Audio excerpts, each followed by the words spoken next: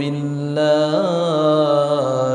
من الشيطان الرجيم بسم الله الرحمن الرحيم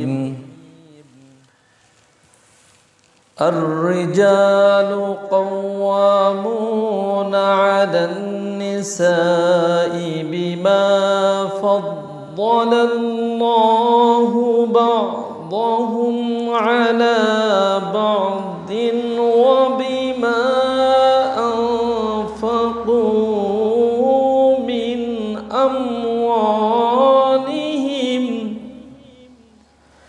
من أموالهم فالصالحات قانتات حافظات للغيب بما حفظ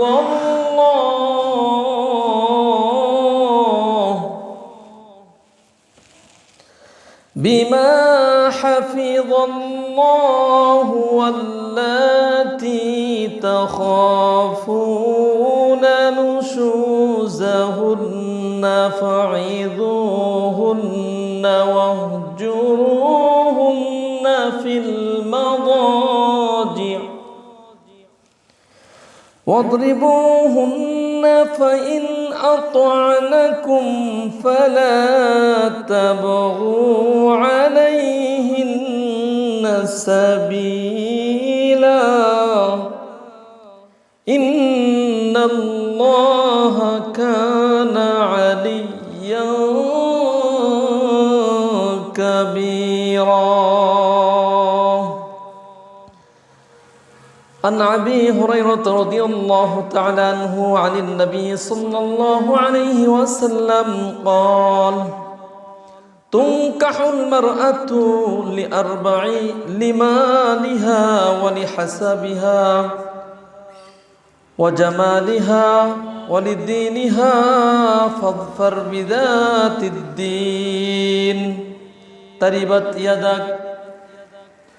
عن عبد الله بن عمرو رضي الله تعالى عنه أن رسول الله صلى الله عليه وسلم قال: إن الدنيا كلها متاع وخير متاع الدنيا المرأة الصالحة متفق عليه. قال الله تعالى في شأن حبيبه: إن الله وملائكته يصلون على النبي يا أيها الذين آمنوا صلوا عليه وسلموا تسليما. আমরা দরুদ ইব্রাহিম পাঠ করি। আল্লাহুম্মা সাল্লি আলা মুহাম্মাদ ওয়া আলা আলি মুহাম্মাদ কামা সাল্লাইতা আলা ইব্রাহিম ওয়া আলা আলি ইব্রাহিম ইন্নাকা হামিদুম মাজিদ। আল্লাহুম্মা বারিক আলা মুহাম্মাদ ওয়া আলা আলি মুহাম্মাদ কামা বারাকতা আলা ইব্রাহিম ওয়া আলা আলি ইব্রাহিম ইন্নাকা হামিদুম মাজিদ। আলহামদুলিল্লাহ, সমস্ত প্রশংসা সেই মহান আল্লাহ রাব্বুল আলামিনের দরবারে, যেই মহান আল্লাহ রাব্বুল আলামিন আমাদেরকে একটি সপ্তাহ পর তার ঘর মসজিদে আসার জন্য তৌফিক দান করলেন। সেই মহান আল্লাহ রাব্বুল আলামিনের দরবারে আমরা অসংখ্য শুকরিয়া জ্ঞাপন করছি। আমরা সবাই মিলে বলছি আলহামদুলিল্লাহ,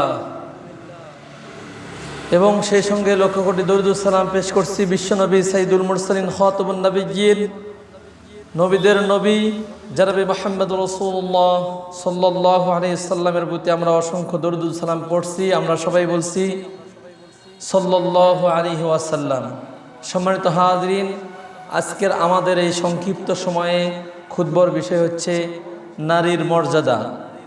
এ বিষয়ে কোরআন এবং হাদিস থেকে কিছু আলোচনা করার চেষ্টা করব, সেগুলো বুঝে শুনে আমরা যেন আমল করতে পারি। আল্লাহ পাক সে তৌফিক আমাদের দান করুন, আল্লাহুম্মা আমিন। সম্মানিত হাজরিন, জাহিলি যুগে নারীদের মর্যাদা ছিল না, তাদের কোনো মর্যাদা দেওয়া হয়নি। শুধু তাই নয়, ইহুদি খ্রিস্টানরা নারীদের কোনো মর্যাদা দিত না, এমনকি অমুসলিম হিন্দুরা এখন পর্যন্ত নারীদের কোনো মর্যাদা দেয় না। আর সেখান থেকে নারীদের অধঃপতন থেকে ইসলাম নারীদেরকে সম্মান দিয়েছে, তাদের মর্যাদা দিয়েছে। যেখানে জাহিলি যুগে নারীদের কোনো মর্যাদা ছিল না, নারীদেরকে জীবিত, তাদেরকে নারী হিসেবে জন্মগ্রহণ করার কারণে তাদেরকে জীবিত মাটির মধ্যে তাদেরকে পুঁতে ফেলা হতো। সেই জাহিলিয়াতের যুগের অন্ধকার থেকে আমাদের রাসূলের মাধ্যমে নারীদের সম্মান দিয়েছেন, মর্যাদা দিয়েছেন রাসূল সাল্লাল্লাহু আলাইহি সাল্লাম।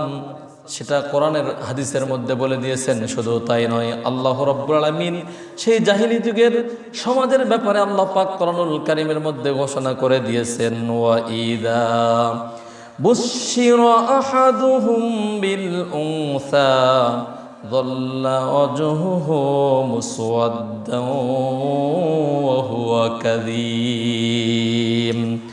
আল্লাহ পাক বলেন, ওই জাহিলি যুগের মানুষদেরকে যখন সংবাদ দেওয়া হতো, সুসংবাদ দেওয়া হতো যে তোমাদের কন্যা সন্তান তোমাদের জন্মগ্রহণ করেছে, এই সংবাদ পাওয়ার পরেই তাদের চেহারাগুলো মলিন হয়ে যেত। মনে হতো বিষ পান করলে যেমন মৃত্যুর আগে মানুষ ছটফট করতে থাকে, তাদের মনের মধ্যে, তাদের মুখটা দেখলেই বোঝা যায় সেই রকম তাদের মন মানসিকতা অন্যরকম হয়ে যায়। এইটা দেখে যে তার, এইটা শুনে যে তার কন্যা সন্তান জন্মগ্রহণ করেছে। সম্মানিত হাজিরিন, তারপরে ওই সন্তান যখন জন্মগ্রহণ করেছে, করার পরে একটু বড় হয়েছে, সে সমাজের মুখে ওই কন্যা সন্তানের জন্মদাতা পিতা হিসেবে সমাজের মুখে মুখ দেখাতে পারত না।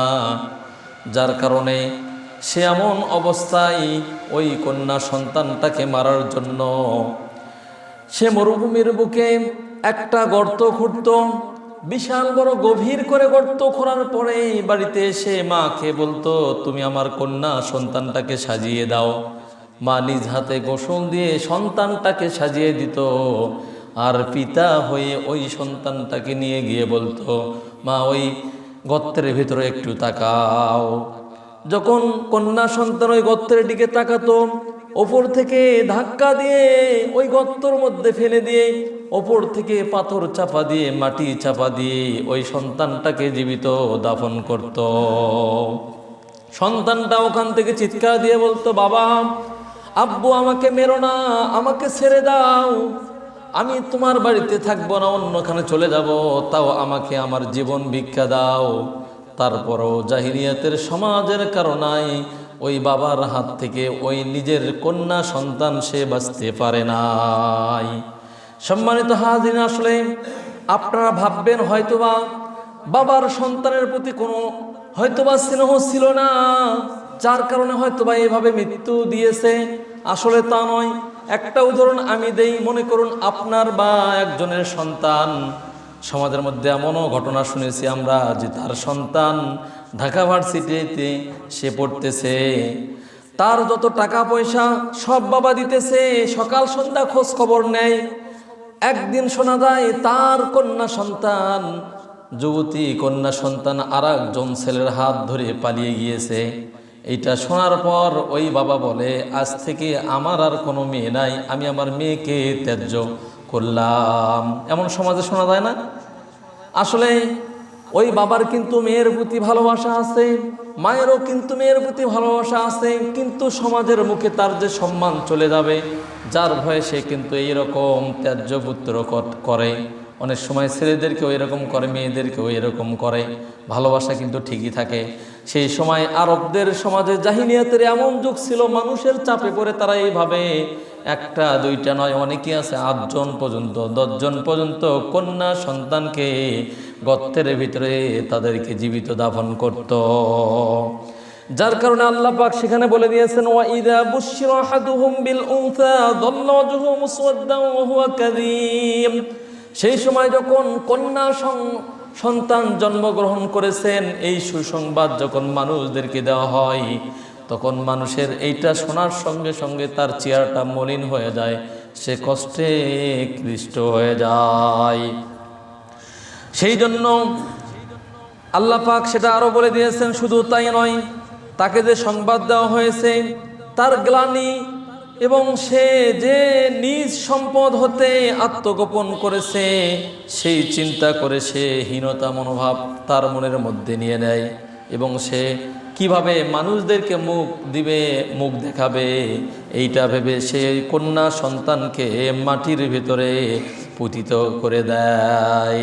সেটা আল্লাহ পাক কোরআনুল কারীমের মধ্যে বলে দিয়েছেন। শুধু তাই না, আল্লাহ পাক আরো বলেছেন, আলা সাবধান হয়ে যাও, সাআ মা ইয়াহকুমুন, তারা যে সিদ্ধান্ত নিয়েছিল এটার থেকে সাবধান হয়ে যাও।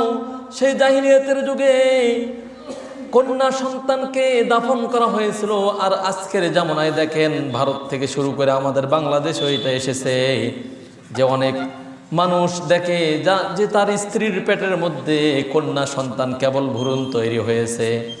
এটা কম্পিউটারের মধ্যে যখন দেখা যায়, আলট্রাসোনোগ্রাফির মাধ্যমে যখন দেখতে পারে, দেখার পরে মেডিসিন দিয়ে ওই সন্তানটাকে হত্যা করে দুনিয়ার মুখ দেখতেও তাকে দেওয়া হয় নাই, ওখানে পেটের মধ্যে হত্যা করে তারপরে পেট থেকে বের করে দেওয়া হয়, রক্ত আকারে মায়ের পেট থেকে বের করে দেওয়া হয়। এটা আজকে জাহিলিয়াতের আরো অধপতনে চলে গিয়েছে। সম্মানিত হাজিরিন, এই জন্য কন্যা সন্তান একটা রহমতের বিষয়। যার প্রথম ঘরে কন্যা সন্তান হয় তার ঘরে কিন্তু আল্লাহর বরকত বেশি হয়। আর কিয়ামতের দিনে এই সমস্ত কন্যা সন্তানদেরকে আল্লাহ পাক জিজ্ঞাসা করবেন। আল্লাহ পাক বলেন, ওয়াইদাল মাউউদাতু সুইলাত বিআইয়ি যামবিন কুতিলাত। সূরা তাকবীরের মধ্যে আল্লাহ পাক 8 এবং 9 নম্বর আয়াতের মধ্যে ঘোষণা করে দিয়েছেন, ওই জীবন্ত কন্যা সন্তানদেরকে কিয়ামতের দিনে আল্লাহ পাক জিজ্ঞাসা করবে, কোন কারণে, কি অপরাধের কারণে তোমাকে জীবিত দাফন করা হয়েছে। তখন যারা দাফন করেছে তারা কিভাবে এর উত্তর দিতে পারবে, সেটাই বোঝানোর জন্য এই আয়াত আল্লাহ পাক নাজিল করে দিয়েছেন। সম্মানিত হাজিরিন, মুগীরা রাদিয়াল্লাহু তাআলা আনহু থেকে বর্ণিত, তিনি বলেন, ক্বালা রাসূলুল্লাহ সাল্লাল্লাহু আলাইহি ওয়াসাল্লাম, রাসূল সাল্লাল্লাহু আলাইহি ওয়াসাল্লাম বলেছেন, ইন্নাল্লাহা হাররামা আলাইকুম হুকুকাল উম্মাহাত। আল্লাহ পাক তার রাসূলের মাধ্যমে জানিয়ে দিয়েছেন, রাসূল সাল্লাল্লাহু আলাইহি ওয়াসাল্লাম বলেছেন, আল্লাহ তাআলা তোমাদের মাতাদের সাথে তাদের অবাধ্যতা করা হারাম করে দিয়েছেন। তাহলে কোনো সন্তান তাদের মায়ের অবাধ্যতা করতে পারবে না, এটা আল্লাহ পাক হারাম করে দিয়েছেন নবী রাসূল সাল্লাল্লাহু আলাইহি সাল্লামের মাধ্যমে। সম্মানিত হাজিরিন, অথচ আমাদের দেশে দেখা যায় বিবাহর পরে মাকে ভিন্ন করে দিয়েছে। মা যখন বিছানায় প্রস্রাব করে বা বিছানায় যখন পায়খানা করে, সন্তান হিসেবে তার খোঁজ খবর নেয় না। একদিন এমন ছিল যখন আপনি শিশু ছিলেন, সেদিন কিন্তু আপনার সব যত্ন আপনার মাই করেছে। আজকে মা আপনার কোলে। আল্লাহ পাক বলে দিয়েছেন যে তোমাদের মায়েদের, তোমাদের বাবাদের কারণে তোমরা যেন শব্দটাও যেন না বলো। ওয়াকুল্লাহুমা কওলান কারীমা, তাদের আচরণে শব্দটাও বলা যাবে না এবং তাদের সাথে সম্মানজনক কথা তোমাদেরকে বলতে হবে, এটা ফরজ করে দিয়েছেন। মনে করুন আপনার মা বাবা বিছানায় প্রস্রাব পায়খানা করে, অকথ্য ভাষায় গালিগালাজ করে, আপনার স্ত্রী বলতেছে যে আমি তার খেদমত করতে পারবো না, সে অকথ্য ভাষায় গালিগালাজ করে, এটাও সত্য। তারপরও ছেলে হয়ে আপনাকে অবশ্যই আপনার মা বাবার খেদমত করতে হবে যদি আপনি জান্নাতে যেতে চান। রাসূল সাল্লাল্লাহু আলাইহি সাল্লাম মায়ের মর্যাদা দিয়েছেন 3 বার। একজন সাহাবী জিজ্ঞেস করলেন, ইয়া রাসূলুল্লাহ, খেদমত করব কার? আল্লাহ রাসূল বললেন, তোমার মায়ের। তারপরে কার? বললেন, তোমার মায়ের। এইভাবে 3 বার বললেন, সুম্মা উম্মুকা, সুম্মা উম্মুকা, সুম্মা উম্মুকা। তারপরে বললেন, সুম্মা আবুকা, তোমার পিতার খেদমত করবা। এই জন্য মা বাবার খেদমত করতে হবে। জান্নাতের এত মূল্য যা দুনিয়ার কোনো কিছু দিয়ে জান্নাতের একটা ইটের মূল্য হবে না। একটা চাবুক রাখার জায়গা পরিমাণ গোটা দুনিয়াটাকে বিক্রি করলেও কিন্তু হবে না। অথচ সেই জান্নাত আপনার আমার মায়ের পায়ের নিচে, তাহলে মায়ের কত দাম সেটা লক্ষ্য রাখতে হবে। সম্মানিত হাজিরিন, আল্লাহ রাসূল সেই জন্য বললেন মায়েদের অবাধ্য হওয়ার জন্য প্রত্যেক সন্তানের উপরে হারাম করে দিয়েছেন। আর 2 নম্বর হচ্ছে ওয়াদাল বানাত, কন্যা সন্তানটাকে জীবিত দাফন করা, এটাকে হারাম করে দিয়েছেন। পেটের মধ্যে হোক অথবা বাইরে হোক, কোনো সময় কন্যা সন্তানটাকে জীবিত দাফন করা যাবে না, এটা হারাম করে দিয়েছেন আল্লাহ রাসূল সাল্লাল্লাহু আলাইহি সাল্লাম। 3 নম্বরে আল্লাহ রাসূল সাল্লাল্লাহু আলাইহি সাল্লাম বলেছেন অমানা ওয়াহাত, কৃপণতা করা, এটা হারাম করে দিয়েছেন। দানের যখন আমরা শুনি, দানের ফজিলত যখন আমরা শুনতে পাই, তখন মনে হয় আমি দান করব। একটু পরে সম্পদের মোহে পড়ে কৃপণতা করে আমরা আর দান করতে চাই না।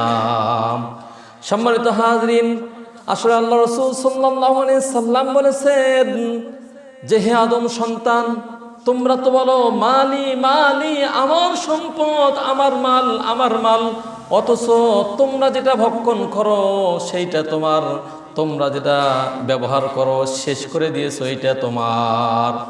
খাবার মনে করেন আপনি সামনে নিয়েছেন, এখনো খান নাই, এই খাবারটা কিন্তু আপনার নয়। ওই খাবার খাওয়ার আগেও কিন্তু আপনি মৃত্যুবরণ করতে পারেন। খাবারটা মুখে তুলে দিয়েছেন, মুখের মধ্যেও নিয়েছেন, এমনও সময় আপনি মৃত্যুবরণ করতে পারেন। কাজেই যখন আপনার গলা থেকে ভেতরে যাবে তখন ওটা আপনার। আর যেই কাপড়টা আপনি কিনে নিয়ে এসেছেন ঈদের জন্য, এমনও হতে পারে ঈদের আগে কিংবা মনে করছেন যে আজকে বৃহস্পতিবার একটা নতুন কাপড় কিনে আনলাম, আগামীকাল শুক্রবারের দিনে আমি সেটা জুমার দিনে পরে মসজিদে যাব। এমনও হতে পারে রাতের মধ্যে আপনি মৃত্যুবরণ করেছেন। সেই জন্য আল্লাহ রাসূল বলেছেন যেইটা আপনি খেয়ে হজম করেছেন এইটা আপনার, যেই কাপড়টা আপনি পরে শেষ করেছেন, পুরোনো করে দিয়েছেন, ছিঁড়ে ফেলে দিয়েছেন, এইটা আপনার। আর যা কিছু সম্পদ রেখে আপনি মারা যাবেন, সমস্ত সম্পদগুলো আপনার ওয়ারিসদের। এই জন্য আল্লাহ রাসূল বলেছেন যে তোমরা তো নিজের সম্পত্তির চেয়ে তোমাদের ওয়ারিসদের সম্পত্তিকে বেশি ভালোবাসো। আজকে আমরাও তাই করি, আমরা আমাদের নিজের সম্পত্তির চাইতে আমার আত্মীয় স্বজন, আমার ওয়ারিসদের সম্পত্তিদেরকে ভালোবাসি। যদি নিজের সম্পত্তিটাকে বেশি ভালোবাসতাম তাহলে বেশি বেশি দান খয়রাত করতাম, দান সাদাকা করতাম। এই জন্য কৃপণ যারা হবে, কৃপণতাকে হারাম করেছেন আল্লাহ রাসূল। আমাদেরকে কৃপণতা থেকে বেঁচে থাকতে হবে, আল্লাহ রাসূলের উপরে বেশি বেশি দরুদ সালাম পড়তে হবে, বেশি বেশি দান সাদাকা করতে হবে। আল্লাহ যেন সে তৌফিক আমাদের সবাইকে দান করেন, আল্লাহুম্মা আমিন। হাদিস বুখারী এবং মুসলিমের মধ্যে পাওয়া যাবে। তাহলে দেখেন যে বিষয়টা নিয়ে আলোচনা করতেছিলাম, সালামা ইবনে ইয়াজিদ আল জুফি রাদিয়াল্লাহু তাআলা আনহু থেকে বর্ণিত, তিনি বলেন আমি এবং আমার ভাই রাসূল সাল্লাল্লাহু আলাইহি ওয়াসাল্লামের নিকটে এসে বললাম, হে আল্লাহর রাসূল সাল্লাল্লাহু আলাইহি ওয়াসাল্লাম, আমাদের মাতা মুলাইকা আত্মীয়তার সম্পর্ক রেখেছিলেন এবং তিনি অতিথিদের সেবা করেছিলেন, সৎ আমল করেছিলেন। কাজী তার কি কবরের মধ্যে তার কি কোনো কাজে আসবে নাকি? কারণ জাহিলিয়াতের মধ্যে তার মা মৃত্যুবরণ করেছিল, যার কারণে রাসূল সাল্লাল্লাহু আলাইহি সাল্লাম বললেন, উত্তরে বললেন না, তার কোনো কারণ আসবে না, তার কোনো সওয়াব হবে না, কারণ জাহিলিয়াতের মধ্যে সে মৃত্যুবরণ করেছে। শুধু তাই নয়, তারা বললেন আমার মা আমার একজন বোনকে জীবিত কবর দিয়েছিল, তাহলে তার কি কোনো ক্ষতি হবে নাকি? এই প্রশ্ন যখন বললেন, নবী করিম সাল্লাল্লাহু আলাইহি সাল্লাম বললেন, যাকে জীবন্ত দাফন করা হয়েছে এবং যে তাকে দাফন করেছে উভয়ই জাহান্নামী, কারণ জাহিলিয়াতের মধ্যে তারা এই কাজটি করেছিল, যার কারণে উভয়ই তাই জাহিলিয়াতের মধ্যে করার কারণে তারা উভয়ই জাহান্নামী। তবে এই কাজটি করার পরে কেউ যদি ইসলাম ধর্ম গ্রহণ করে তাহলে তার ক্ষমা আল্লাহ পাক দিয়ে দিবেন।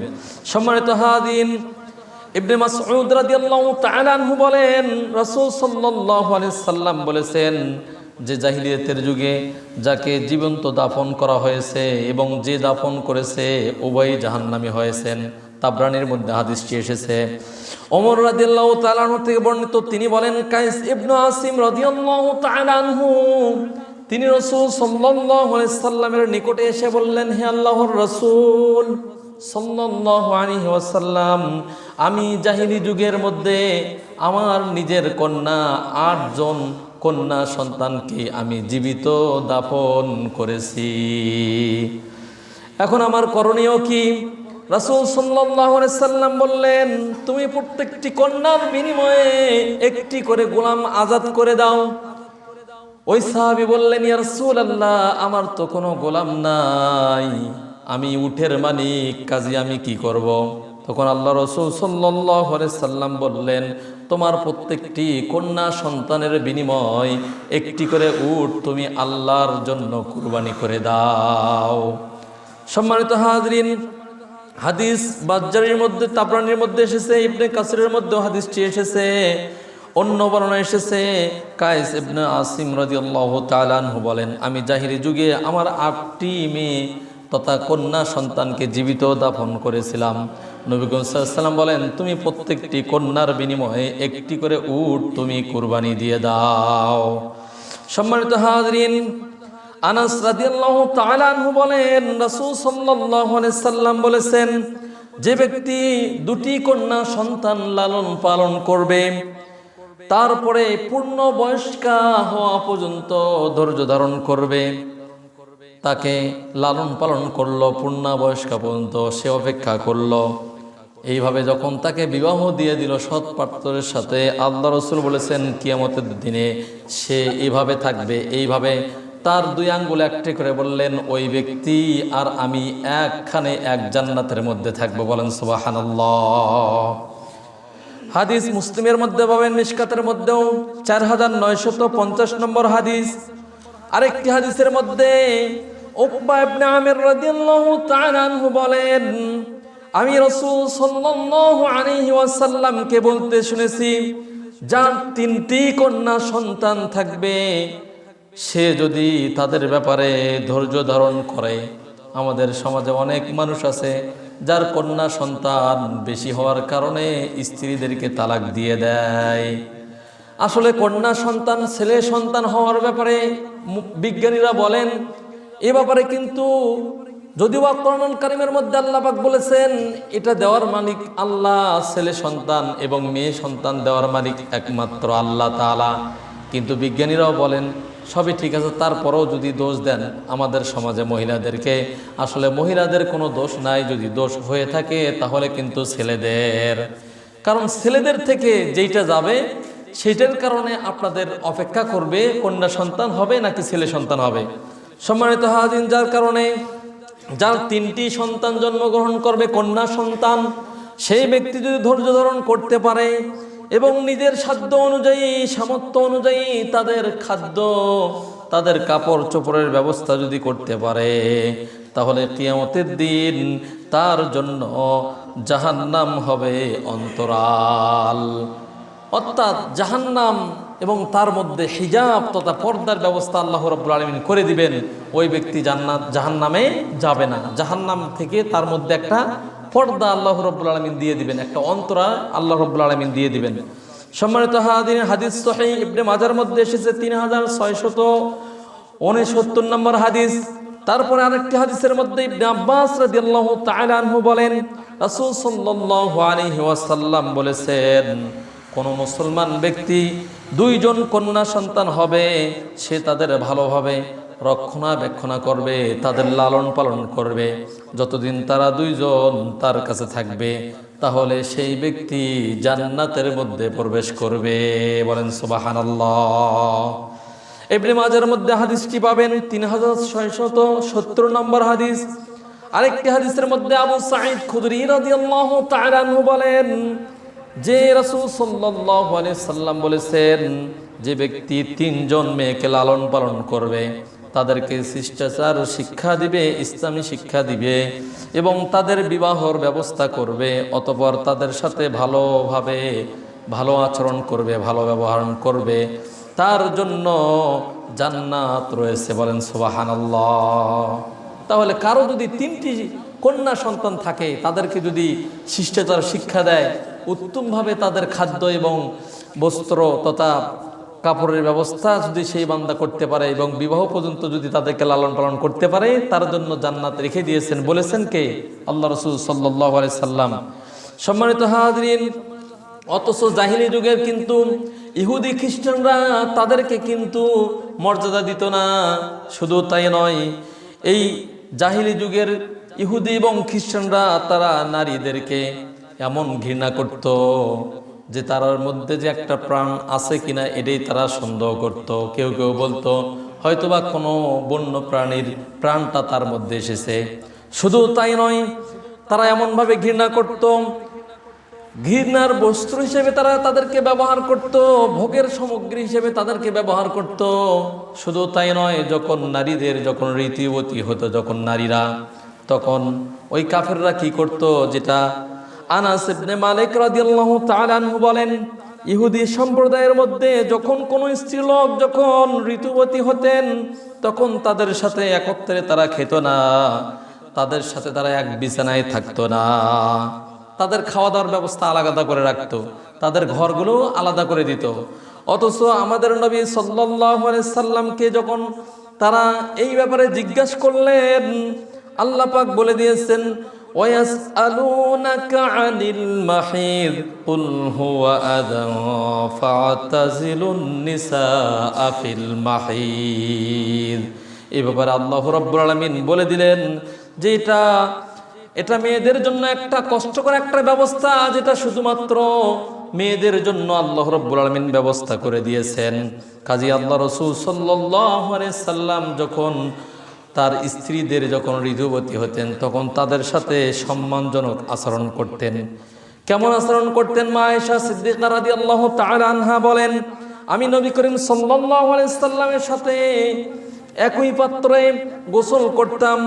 এমত অবস্থায় যখন আমি ঋতুবতী ছিলাম, শুধু তাই নয়, আমি তার লুঙ্গি পর্যন্ত বেঁধে দিতাম, এবং শুধু তাই নয়, তার শরীরে আমি কাপড় পরিয়ে দিতাম, এবং শুধু তাই নয়, তার শরীর আমার শরীরের সাথে লেগে থাকতো। শুধু তাই নয়, আমি যেই খাবারটি খেয়ে রাখতাম, আমি যে পানি পান করতাম, সেইখানে আমার রাসূল সাল্লাল্লাহু আলাইহি সাল্লাম মুখ লাগিয়ে সেখান দিয়ে তিনি পানি পান করতাম, অথচ আমি তখন ঋতুবতী ছিলাম। সম্মানিত হাজির, হাদিস বুখারী মুসলিমের মধ্যে পাবেন। আরেকটি হাদিসের মধ্যে মা আয়েশা বলেন যে আমি ঋতুবতী অবস্থায় পানি পান করতাম, অতঃপর রাসূল সাল্লাল্লাহু আলাইহি সাল্লামকে দিতাম, তিনি আমার মুখ লাগানোর স্থানে বুক দিয়ে তিনিও আবার তা পান করতেন। আবার কখনো কখনো আমি ঋতু অবস্থায় হাড়ের বা গোস্ত খেয়ে হাড়টুকু আমি রেখে দিতাম, আবার ওই হাড়টি রাসূল সাল্লাল্লাহু আলাইহি সাল্লাম নিয়ে আবার তিনি সেটা খেতেন। এটা ছিল আমাদের নবী সাল্লাল্লাহু আলাইহি সাল্লাম। শুধু তাই নয়, মা আয়েশা বলেন, নবী করিম সাল্লাল্লাহু আলাইহি সাল্লাম আমার কোলে হেলান দিয়ে কোরআনুল কারীম পড়তেন। এমস্ত অবস্থায় আমি ঋতুবতী ছিলাম। শুধু তাই নয়, একদিন আল্লাহ রাসূল বললেন যে আয়েশা, তুমি মসজিদের মধ্য থেকে একটি জিনিস আমাকে নিয়ে এসে দাও, মাদুরটি আমাকে দিয়ে নিয়ে এসো আমার জন্য। মা আয়েশা বললেন, আমি তো ঋতুবতী, তাহলে আমি কেমন করে মসজিদের মধ্যে প্রবেশ করব? তখন আল্লাহ রাসূল বললেন, তোমার হাতে তো আর ঋতু লেগে নাই, হাইজের রক্ত তো আর হাতের মধ্যে লেগে নাই। এইভাবে সম্মান দিয়েছেন আল্লাহ রাসূল সাল্লাল্লাহু আলাইহি সাল্লাম মহিলাদেরকে। এবং শুধু তাই নয়, বললেন যে যেখানে আরব সমাজের মধ্যে জাহিলিয়াতের মধ্যে কন্যা সন্তানকে পতিত দাফন করা হতো, সেখানে আল্লাহ রাসূল সাল্লাল্লাহু আলাইহি সাল্লাম বললেন, তোমরা যদি 2 জন অথবা 3 জন কন্যা সন্তান যদি তোমরা লালন পালন করতে পারো, তাহলে তোমাদের জন্য জান্নাত, তোমাদের জন্য জাহান্নাম থেকে মুক্তির উপায় বলে ঘোষণা করে দিয়েছেন, বলেন সাল্লাল্লাহু আলাইহি সাল্লাম। সম্মানিত হাজিরিন, শুধু তাই নয়, এরপরে স্ত্রী হিসেবে তাদের মর্যাদা দিয়েছেন, তারপরে মা হিসেবে তাদের মর্যাদা দিয়েছেন কন্যা সন্তানকে। আল্লাহ রাব্বুল আলামিন বলে দিয়েছেন, কন্যা সন্তান সম্পর্কে বলে দিয়েছেন তাদের মর্যাদা কেমন হবে। এই জন্য দেখেন কোরআনুল কারীমের মধ্যে পুরুষ নামে কোনো সূরা নাই, কিন্তু নিসাউন তথা নারীদের নামে সূরা আল্লাহ পাক দিয়ে দিয়েছেন। এটা নারীদের মর্যাদা। কিন্তু আল্লাহ রাব্বুল আলামিন কিন্তু আর রিজালু কাওয়ামুনা আলান নিসা, নারীদের উপরে পুরুষদের কর্তৃত্ব আল্লাহ পাক বৃদ্ধি করে দিয়েছেন, বেশি করে দিয়েছেন 2টা কারণের কারণে। কয়টি কারণ? দুইটি কারণ। এক নম্বর কারণ হচ্ছে আল্লাহ পাক আমাদের মগজটাকে বেশি করে দিয়েছেন, বুদ্ধি থেকে শুরু করে ক্ষমতা শক্তি পরিপূর্ণ করে দিয়েছেন। আর একজন মহিলাকে আমাদের থেকে অর্ধেক দিয়ে দিয়েছেন। পুরুষের আমাদের যে ব্রেনটা আছে এটা যদি হয় 100 গ্রাম বা 200 গ্রাম, তাহলে মহিলাদের হবে অর্ধেক 50 গ্রাম। এইভাবে অর্ধেক করে দিয়েছে সমস্ত কিছু। সম্মানিত হাজিরিন, আর 2 নম্বরে হচ্ছে সমাজের মধ্যে উপার্জন করে তার স্ত্রীকে ভরণ পোষণের দায়িত্ব কিন্তু তার স্বামীর। এর কারণে পুরুষদের আল্লাহ রাব্বুল আলামিন মর্যাদা বেশি করে দিয়েছেন। কন্যা হিসেবে যখন থাকবে বাবার কাছে তখন কিন্তু সমস্ত দায়িত্ব বাবার। তারপরে যখন বিবাহ হয়ে যায় সমস্ত দায় দায়িত্ব থাকে তার স্বামীর। আবার যদি স্বামী মারা যায় তখন সমস্ত কন্যা মায়েদের দায়িত্ব এসে যায় ছেলেদের উপরে। এইভাবে আমাদের মহিলাদের কোনো দায়িত্ব নাই, সমস্ত দায়িত্ব আল্লাহ পাক রেখে দিয়েছেন পুরুষদের উপরে। সম্মানিত হাজরিন, রাসূল সাল্লাল্লাহু আলাইহি ওয়াসাল্লাম আরো বলে দিয়েছেন যে মাইমুনা রাদিয়াল্লাহু তাআলা আনহা থেকে বর্ণিত, তিনি বলেন যে রাসূল সাল্লাল্লাহু আলাইহি ওয়াসাল্লাম একই চাদর গায়ে দিয়ে সালাত আদায় করতেন। এমস্ত অবস্থায় আমি হায়দা ছিলাম। অথচ ইহুদি খ্রিস্টানরা হায়দা হলে বা ঋতুবতী হলে তারা কিন্তু তাদেরকে আলাদা করে দিত। আর ইসলাম কেমন দেখেন, তাদের সাথে খাইতেন থাকতেন। এমনকি মা আয়েশা রাদিয়াল্লাহু তাআলা আনহার যখন ঋতুবতী ছিলেন সেই সময় তার উরুর উপরে মাথা দিয়ে আল্লাহ রাসূল সাল্লাল্লাহু আলাইহি ওয়াসাল্লাম কোরআনুল কারীম তেলাওয়াত করতেন। বলেন সুবহানাল্লাহ। সম্মানিত হাজিরিন, আল্লাহ রাব্বুল আলামিন বলে দিয়েছেন ফাসসালিহাতু ক্বানিতাতুন হাফিজাতুল লিগায়রি বিমা হাফিজাল্লাহ। অতএব তারা সতী সাধবী স্ত্রীলোক এবং তাদের স্বামীদের ব্যাপারে আল্লাহ তাআলার হুকুম পালনকারিণী।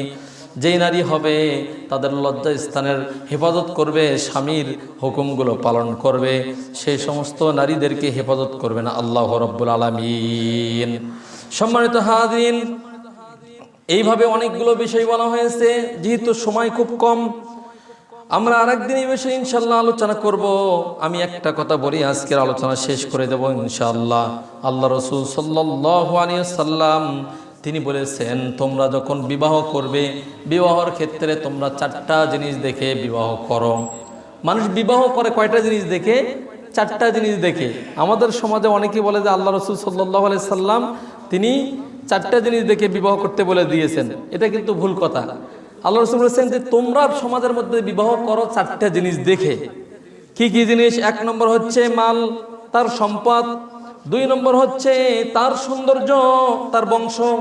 2 নম্বর হচ্ছে বংশ। 3 নম্বর হচ্ছে তার সৌন্দর্য। আর 4 নম্বর হচ্ছে ধার্মিকতা। এটা বলার পরে আল্লাহ রাসূল সাল্লাল্লাহু আলাইহি সাল্লাম বলেছেন যে ফাজফার বিদাতিদ দ্বীন, তুমি ওই মহিলাটাকে ধার্মিকতা দেখে বিবাহ করো, তাহলে তোমার হাতটাকে বরকতে আল্লাহ রাব্বুল আলামিন ভরে দিয়ে দিবেন। তাহলে এই 4টা জিনিসের মধ্যে গুরুত্ব দিলেন আল্লাহ রাসূল সাল্লাল্লাহু আলাইহি সাল্লাম। কোনটাকে বলেন তো? ধার্মিকতাকে আল্লাহ রাসূল সাল্লাল্লাহু আলাইহি সাল্লাম গুরুত্ব দিয়েছেন। এই জন্য মহিলাদের যদি বংশ ভালো হয়, তারা যদি টাকা পয়সা থাকে, সৌন্দর্যও থাকে, কিন্তু এই ধার্মিকতা যদি না থাকে, এর দ্বারা আপনি কোনোদিন সুখ পাবেন না। সম্মানিত হাজিরিন, আল্লাহ রাসূল সাল্লাল্লাহু আলাইহি সাল্লাম বলেছেন, আব্দুল্লাহ ইবনে আমর রাদিয়াল্লাহু তাআলা থেকে বর্ণিত, তিনি বলেন রাসূল সাল্লাল্লাহু আলাইহি সাল্লাম বলেছেন, ক্বালা ইন্নাদ দুনিয়া কুল্লাহা মাতা। এই দুনিয়াটা হচ্ছে ভোগের বস্তু, ভোগের সামগ্রী। আর এর মধ্য থেকে ওয়াখায়রু মাতা'id দুনিয়া আল মারআতুস সালিহা, এর মধ্যে সবথেকে উত্তম সম্পদ হচ্ছে একজন সতী সাধবী নারী। তাহলে নারীর মর্যাদা কত দিলেন? এই গোটা দুনিয়ার চাইতেও একটা যেই নারীটা হেফাজত করবে তার সতীত্বের, এই নারীটার মূল্য আল্লাহর কাছে অনেক বেশি। বলেন সুবহানাল্লাহ। এই জন্য আমাদের মা বোনদেরকে বলবো যে আপনারা ঠিক মতো 5 ওয়াক্ত সালাত আদায় করবেন, রমাদান মাসের সিয়াম পালন করবেন, আপনার লজ্জা স্থানের হেফাজত করবেন তথা পর্দা করবেন এবং স্বামীর খেদমত করবেন। এই 4টি কাজ যদি আপনারা করতে পারেন, জান্নাতের 8টি দরজা আপনার জন্য খোলা থাকবে। যে কোনো দরজা দিয়ে আপনি প্রবেশ করতে পারবেন জান্নাতের ভেতরে। এই জন্য তারা যেন কোরআন হাদিস অনুযায়ী জীবন গড়তে পারে এবং আমরাও যেন আমাদের যাদের কন্যা সন্তান আছে তাদেরকে দ্বীনি শিক্ষা দেব, সেইভাবে পর্দার মধ্যে দিয়ে যেন লালন পালন করতে পারি। স্ত্রী যাদের আছে এবং যাদের মা আছে, আমরা সবাই যেন তাদেরকেও বোঝানোর চেষ্টা করব। 5 ওয়াক্ত সালাত আদায় করা, পর্দা মেনে চলা। আল্লাহ